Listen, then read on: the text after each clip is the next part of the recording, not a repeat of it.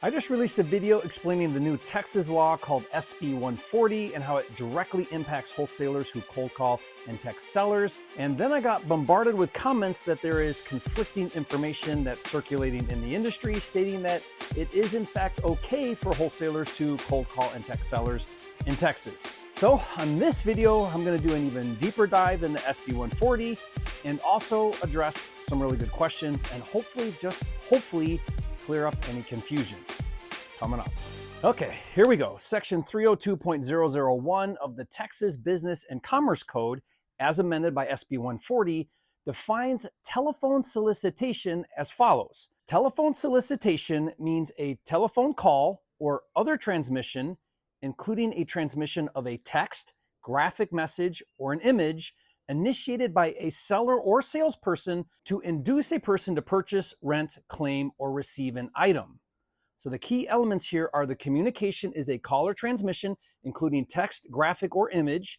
It's initiated by a seller or salesperson, and the purpose is to induce someone to purchase, rent, claim, or receive an item. This definition is not limited to just product sales. It also encompasses real estate transactions because that involves inducing someone to sell, lease, or otherwise receive an item such as a cash offer. By the way, SB 140 also applies to real estate agents who solicit listings from homeowners.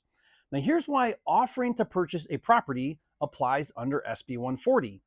The definition states induce a person to receive an item. In wholesaling, the item is the cash offer you're trying to get the seller to accept.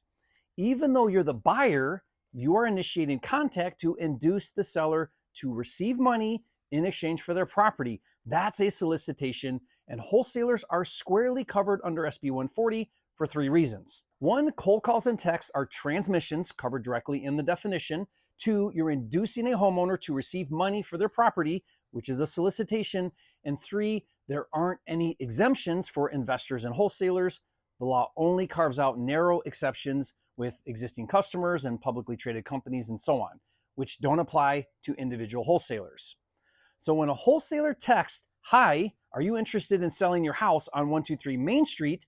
that's a solicitation under SB 140. Like I explained in the first video, if a wholesaler continues to do cold outreach in Texas after September 1, 2025, they must 1, register with the Texas Secretary of State, 2, pay a $200 annual fee, 3, secure a $10,000 surety bond, and 4, follow all solicitation rules, including getting prior written consent if using max testing platforms, providing opt-out language, adhering to quiet hours, and maintaining records and quarterly reports.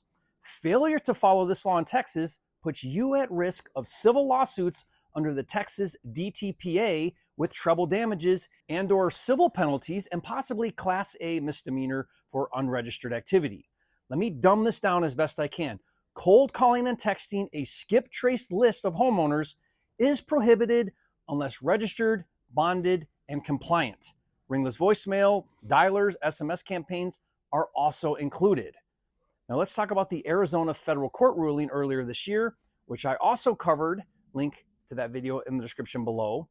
In the Coffee vs. Fast Easy offer, the court ruled that under the Federal Telephone Consumer Protection Act, TCPA, that outreach by an investor offering to buy a homeowner's property does not constitute telephone solicitation because the homeowner is not being asked to spend money, but rather to receive it. The court emphasized that the purpose of the call was buying, not selling, even if a service fee was deducted from the offer price. Now, that court case creates a narrow exception under federal law for purchase offer communications, but it is grounded entirely in the TCPA's statutory language and applies only under federal TCPA rules. Texas SB 140 is a state law that defines telephone solicitation under the Texas Business and Commerce Code, Chapter 302, and as I keep saying, it expands the definition to include any call, text, or other message initiated to induce someone to purchase, rent, claim, or receive an item. And as I've explained over and over, Texas SB 140 explicitly covers offers to sell a property or to buy a property because both are captured under receive an item. Put simply, the Arizona ruling is limited to interpreting TCPA at the federal level and does not override the Texas state law. So while the Arizona ruling provides comfort and is a big win for wholesalers from a federal TCPA context, it does not remove your obligation or your liability under Texas SB 140. Now, if you are still so certain and think you can cold call and text sellers in Texas, then let's do a little case study. Put your money where your mouth is. I'll give you a list of 1,000 skip trace phone numbers of Texas homeowners. I'll include a property that I own in Texas in that list.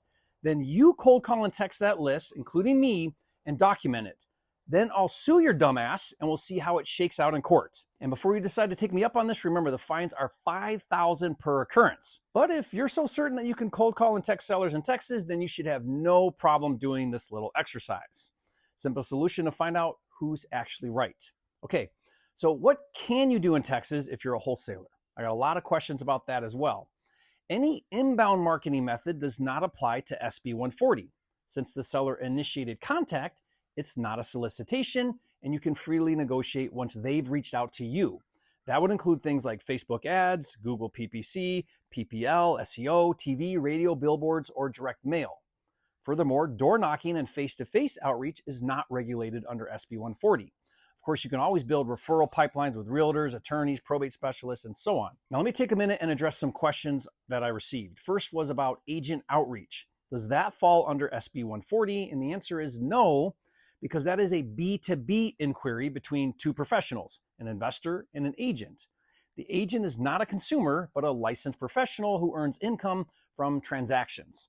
Courts and regulatory agencies typically interpret solicitation statutes, like Chapter 302, and consumer protection laws, not as restrictions on B2B networking.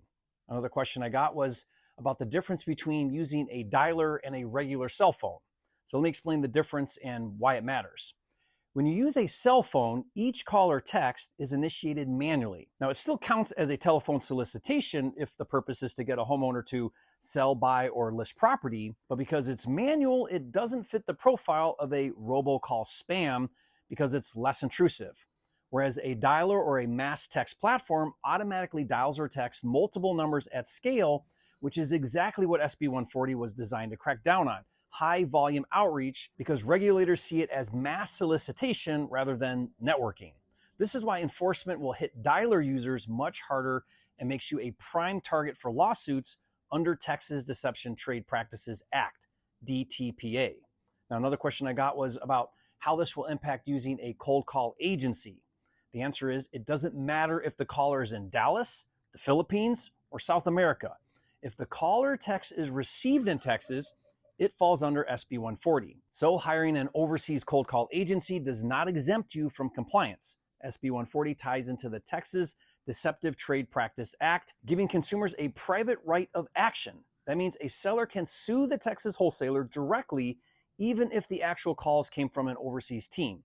In practice, you, the Texas wholesaler, carry the liability because you're the one benefiting from the solicitation. Okay, I think that addresses things pretty well. FYI, I'm not an attorney, always seek legal counsel before transacting, blah, blah, blah. But once more, if you decide to cold call or text in Texas, I created a compliance checklist to make sure you do it right. You can get that for free as a download at wholesaleregulations.com, and I'll see you on the next video.